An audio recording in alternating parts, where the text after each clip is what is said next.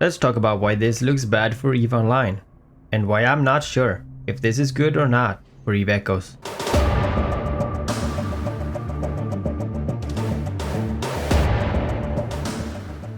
Boys and girls, man and woman, when I read this, it blew my mind.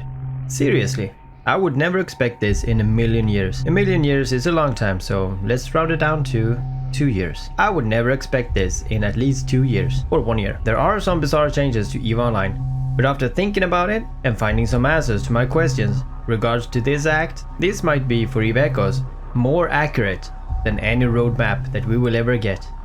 Let's start with EVE Online and what's about to go down. They are getting a new, fresh Chinese server, where players will start from scratch to enjoy a new universe. This all sounds fine, but they are changing the fundamentals of the game on this server. And this does not have to be bad. New stuff is always fun, and I'm all for a new experience. But this?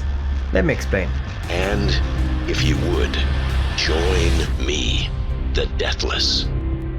The star map will be changed. Like, totally. So instead of nullsec in the outer areas, as we have it today in both EVE Online and EVE Echoes, they will now have nullsec in the center, with highsec and lowsec surrounding it.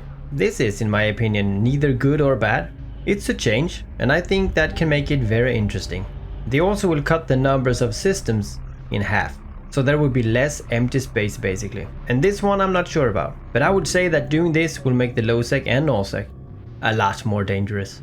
And that is not a bad thing. And with this, of course, some jump gates obviously are changed, so every route will be different. This is a major change that I could see work. I mean, it does not have to be bad, it's just different.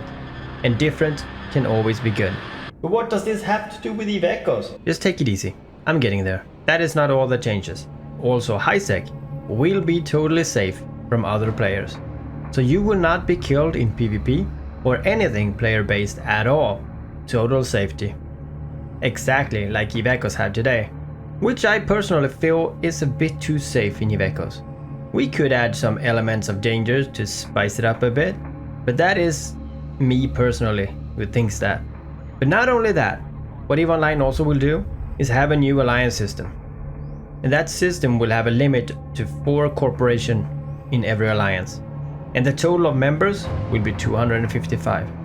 So this means that we will see a lot more collaborations between alliances, and also a lot more smaller and faster wars. I think this can be good, and it would also ease up on the lag. A new system of bonuses will be introduced as well, where the more ship hulls that you own, I don't think it's more of the same, but rather the bigger collection of unique ships that you have, the more bonuses your ship that you're currently flying will get. It also seems that these bonuses are combinable, but limited to how many you can use at the same time. This will, in my opinion, be a bad thing, since it will basically be a grind that everyone have to do to get the bonuses. I think you should be free in doing what you want, without being limited to some stuff, unless you do all types of grind. It's like giving ship speed bonus if you mine a lot. Some people don't want to mine, so having stuff similar to that is a bad thing. We don't want to do mining to fly better Phantasm, for example. Another thing, they will also introduce a new type of insurance, very similar to EVE Echoes, where if you lose a ship, you will get back everything, except the cargo, to the last station you docked at. If you have an insurance, that is. So I would speculate that industry is something you would want to avoid. But this is obviously what they think is good. It's a very dumb decision if you ask me. They will also implement a suitability system, which I feel sounds interesting. And as you complete different challenges in the game with a ship, it will gain bonuses. So even if it is interesting, it's back again to do something you might not like to do to get the necessary bonuses or upgrades. Unless this is like mining missions for mining upgrades and so on. That would be totally okay. Also doing stuff like the new assistants will give bonuses.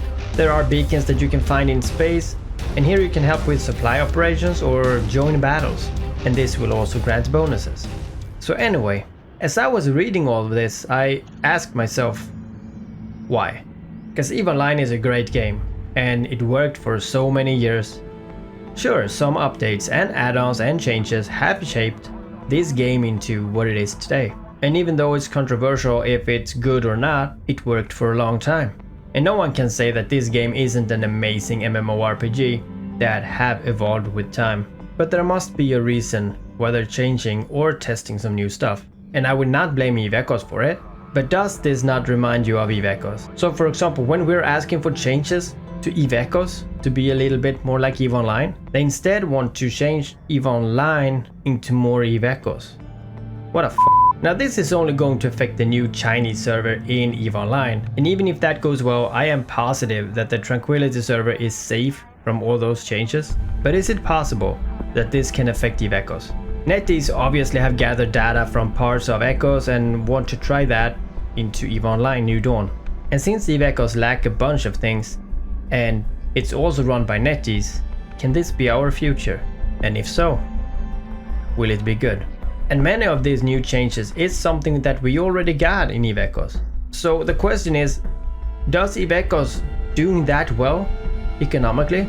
Is it doing so well that they now implement this on a larger scale? Now I got a question, guys. If I can, would you guys want me to play on that server and give you some updates on it? If so, then just let me know. But it is interesting that in a way they created a different version of EVE to be a middleman between EVE Online and EVE Echoes. So will EVE Echoes get the stuff that they do on that server? Or will that just be a separate thing with no effects at all to EVE Echoes?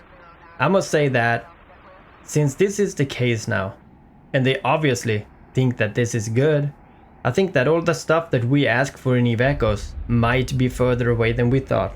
Or we are in for some big updates that would be a bit similar to New Dawn. Very exciting, and I'll see you guys again.